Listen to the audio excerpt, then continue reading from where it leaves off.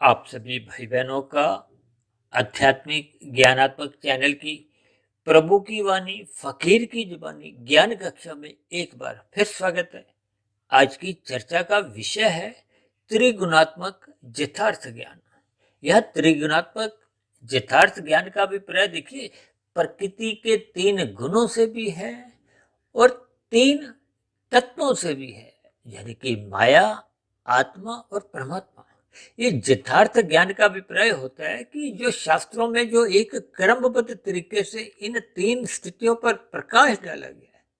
देखिए वेदों में तो मूलभूत ज्ञान विस्तार से समझाया गया है और वेदों के ज्ञान को तो देखिए अपौरुषीय कहा गया, उसको किसी ने भी लिखा नहीं है।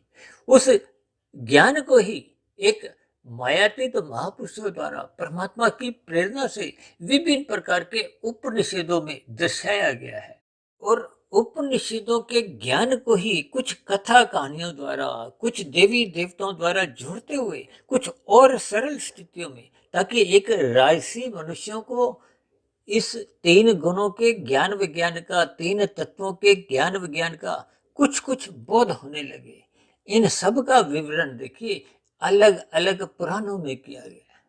इसलिए हम बार बार अपनी चर्चाओं में विशेष रूप से हमारी देखिए जो ब्रह्म मुहूर्त ज्ञान उपदेश कक्षा के गंभीर विषय होते हैं, उन सभी स्थितियों पर हम प्रतिदिन ही सुबह ब्रह्म मुहूर्त ज्ञान उपदेश कक्षा में कुछ ना कुछ एक अलग विषय लेकर उस पर विचार रखते हैं। वो शास्त्रों का एक गंभीर विषय है।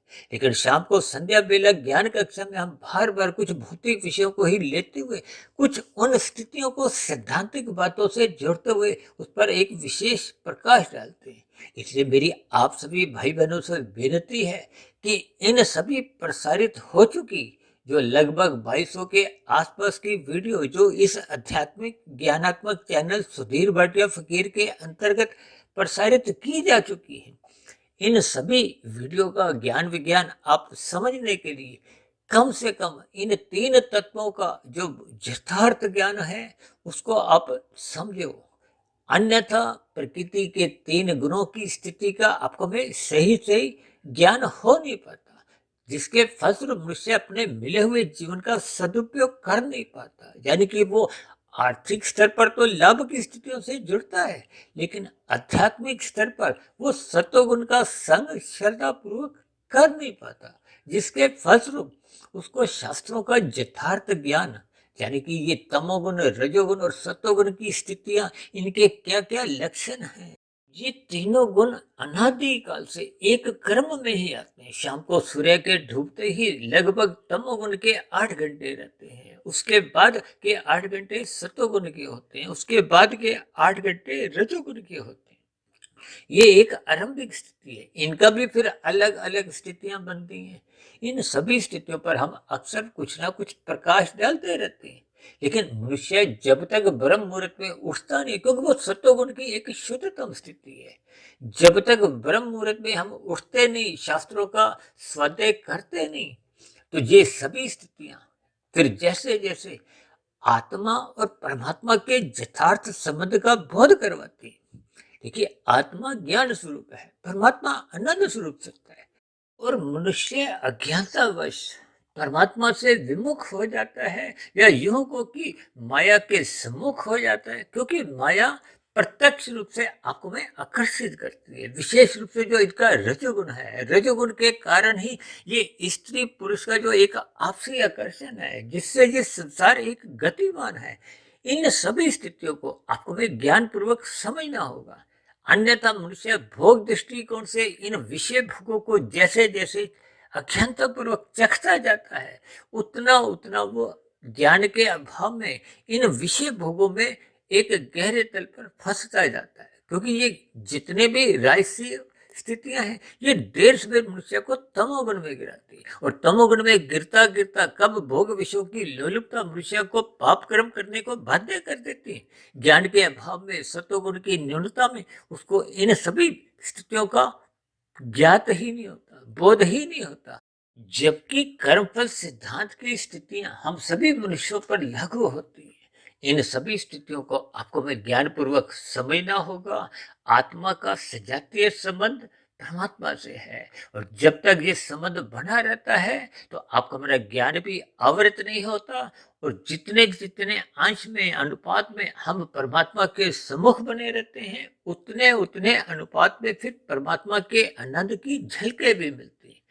अन्यथा ये जो प्रकृति के तीन गुण, जैसे जैसे हम स्थूल शरीर के स्तर पर इनका संग करते हैं, फिर वैसा वैसा उन गुणों के लक्षणों के अनुसार आपका हमारे कर्म होने लगते हैं। जब जब हम भोगों को काम भाव से भोगने की प्रयास करते हैं तो वो प्रयास ही आपके हमारे कर्म बन जाती हैं, और सकाम भाव से सभी किए गए कर्मों का कर्माशय बनता है। और बने हुए कर्माशय के आधार पर ही ये 84 लाख प्रकार की योनियों के अंतर्गत आपका हमारा मरने के बाद की स्थितियां बनती हैं। इन सभी स्थितियों पर आपको भी ज्ञान पूर्वक चिंतन करना होगा, अन्यथा आपके मरे स्थूल शरीर कार्य शरीर में बने हुए कर्माशय संस्कार के आधार पे ही ये 84 लाख प्रकार की योनियों के जो एक कार्य हैं, उन कार्यों को आपको में फिर निभाना पड़ता है। यानी कि उन योनियों में आपको में फिर जन्म लेकर अनुकूल प्रतिकूल परिस्थितियों से गुजरना होता है। अब नीचे की तो देखिए तामसी योनि है, दंडमय योनि है।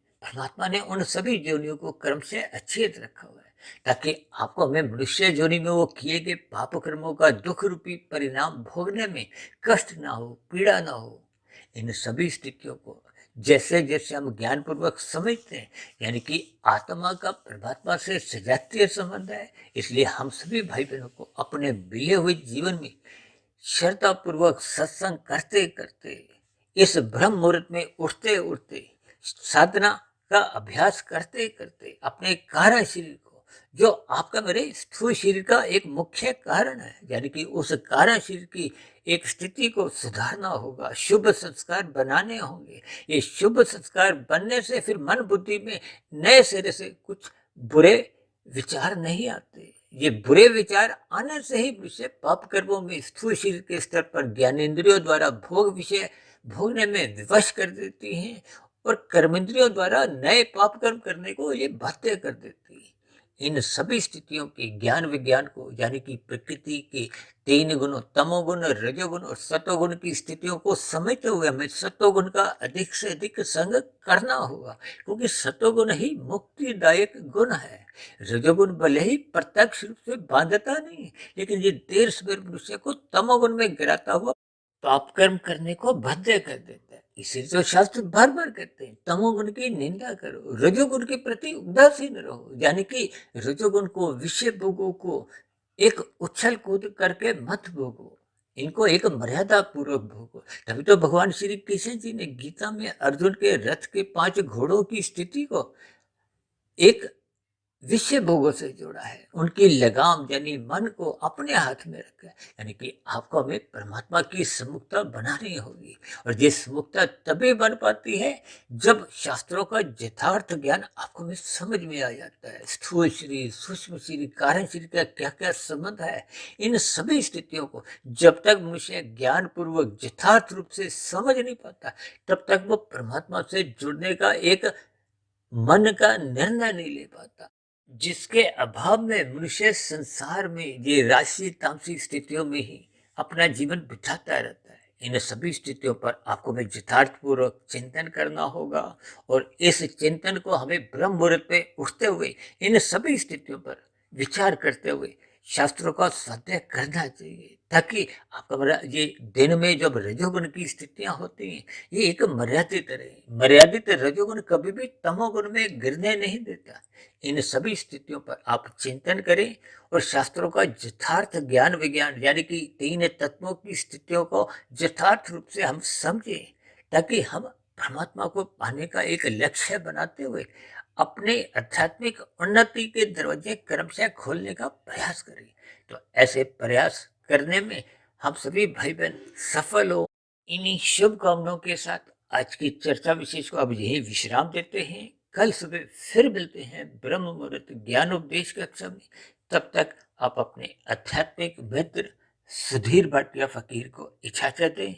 आप सभी भाई बहनों को बहुत बहुत शुभ रात्रि, और कल सुबह ब्रह्म मुहूर्त में उठने के लिए मेरी ओर से बहुत बहुत शुभकामनाएं। ताकि हम सभी इस त्रिगुणात्मक जितार्थ ज्ञान को अपने जीवन में उतारने लगे और यथासंभव अपनी आध्यात्मिक उन्नति के दरवाजे खोलने लगे। तो अब चर्चा विशेष को यही विश्राम देते हैं। फिर भी आज की चर्चा संबंधित आपके मन में किसी प्रकार का कोई प्रश्न उछल रहा हो या मेरी कही गई बातों पर आपको किसी प्रकार की कोई आपत्ति हो, शिकायत हो, मेरी कही गई बातें आपको आधी अधूरी लगती हो, तर्क संगत सही नहीं लगती हो, यानी कि आपके प्रश्नों के साथ साथ आपके सुझावों का और आपकी शिकायतों का नीचे दिए गए कमेंट्स बॉक्स पर सदा ही स्वागत है। अब चर्चा विशेष को यही विश्राम देते हैं।